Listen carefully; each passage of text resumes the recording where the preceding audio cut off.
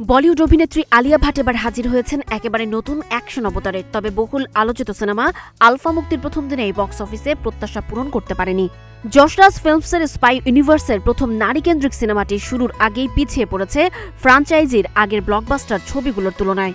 Cinema বাণিজ্য বিশ্লেষক প্রতিষ্ঠান স্যাক নিলকের তথ্য অনুযায়ী মুক্তির প্রথম দিনে ৭,৫৩৪টি শো থেকে আলফা আয় করেছে ৯ কোটি রুপি। আন্তর্জাতিক বাজার থেকে এসেছে আরও ৫ কোটি রুপি। সব মিলিয়ে বিশ্বব্যাপী প্রথম দিনের আয় দাঁড়িয়েছে ১৫,৮০,০০,০০০ রুপিতে।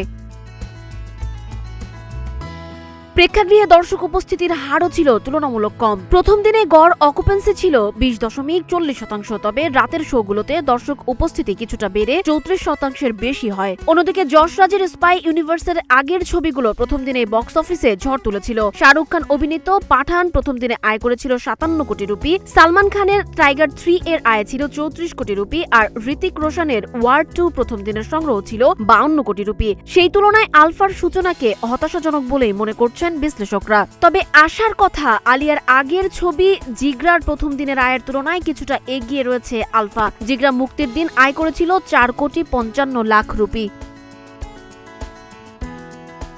মুক্তির আগেই সিনেমাটি নিয়েছিল নানা বিতর্ক। বিশেষ করে অ্যাকশন দৃশ্যে আলিয়ার পারফরমেন্স নিয়ে সামাজিক মাধ্যমে সমালোচনার ঝড় ওঠে। এমনকি প্রচারণার অংশ হিসেবে একটি জনপ্রিয় রোস্ট শোতেও অংশ নেন অভিনেত্রী। চলচ্চিত্র মহলের একাংশের দাবি, আলোচনায় থাকতে এবং দর্শকের আগ্রহ বাড়াতেই পরিকল্পিতভাবে নেগেটিভ পাবলিসিটির পথ বেছে নিয়েছিল ছবিটির প্রচার টিম।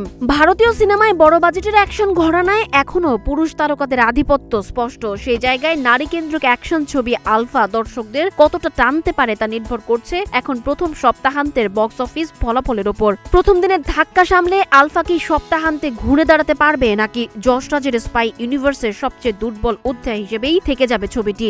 সেদিকেই নজর এখন বলিউডের।